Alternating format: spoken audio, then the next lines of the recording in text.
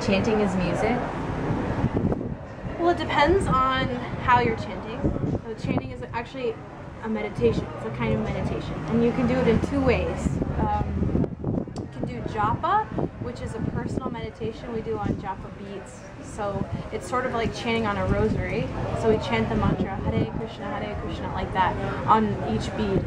So that's like very softly. Japa means to murmur, so you'd be like going really softly, chanting softly. But then when we come together and we chant, that is our life and soul, I guess you could say, is coming together to chant, and that's called kirtan, and that's music. That's purposeful music, like singing, instruments, like that. So again, in this definition, there's three things. One is that sound conveys the idea of an object. Two, it indicates consciousness. And three, it constitutes the subtle form of ether. Okay, let's look at the first one. It conveys the idea of an object. That means that behind every sound, there's meaning. There's meaning to sound. And that consciousness is actually a state of mind. So these are the four levels of sound. You have the mundane sound, that's the sound that we articulate, right? The sound that's heard by the ear. And then you have the mental sound. That's the sound on the level of thought. You hear something, and at the same time you can visualize it. So that's sound on the level of thought. And then you have sound on the level of intelligence. In other words, it's sound on the level of the heart. And then higher than that, you have the transcendental sound, sound on the spiritual level. So that's transcendental sound. And that is the sound that, as we explained, can actually deliver one from the bondage or the coverings of this material existence. Repeat what you just said. Let's go for it. What's the purpose behind chanting? behind chanting? So it depends on the individual, but ultimately, like the topmost spiritual principle behind chanting is to be in full communication with God and to be glorifying God by chanting His names. And in that way, experiencing a direct and very intimate relationship with Him. But you don't have to desire that or want that or have that to chant.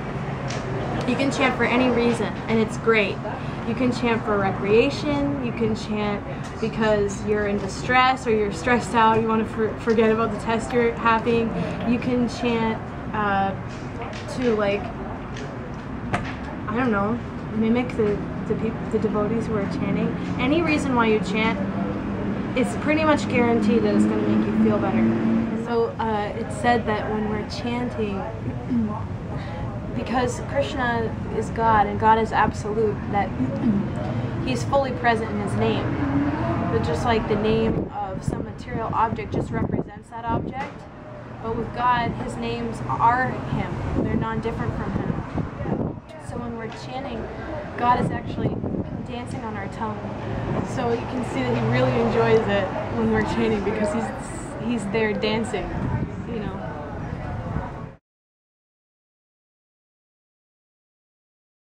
What is the mantra again? The knowledge in form of sound. Knowledge in the form of sound. And the other meaning of mantra? That which can deliver the mind.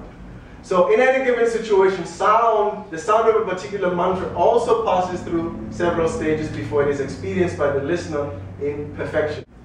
So this mantra is that sound that can actually deliver one, that can transcend, that can help one overcome the modes of passion, the mode of goodness, and the mode of ignorance. It can actually bring one to a much higher state of consciousness, much higher than even the mode of goodness. This is called transcendental sound or transcendental consciousness. So an Om is one of those sounds. If you practice it, you can actually see the difference it makes in your own consciousness. So that's called transcendental sound. In the beginning, we may hear it or we may chant, and it goes one ear, it leaves on the other ear. right? It just becomes like another mundane sound. But as we continue with the practice, what happens is you hear the sound and then you also visualize it. You hear it with your mind. You're a little bit more attentive, right? And then as you meditate on it, you begin to see that the sound and the actual object become one. And they have certain qualities. In other words, you begin to actually see God. You enter what is called samadhi. You realize the soul and the super soul in the heart. You begin to realize that actually this sound is not just sound, but it actually has form. And then finally this form it takes activities. It does things. And this is Krishna. So it is important that you listen to the right type of sound. You know, the radio station, what kind of radio station you listen to, the music you listen to, and as we were describing earlier also, things like books that you read, the foods that you eat, the people you hang out with, the places you stay, etc., etc. So you have to choose your associations properly. And you'll see, it'll make a big difference in your consciousness. It's very transformational.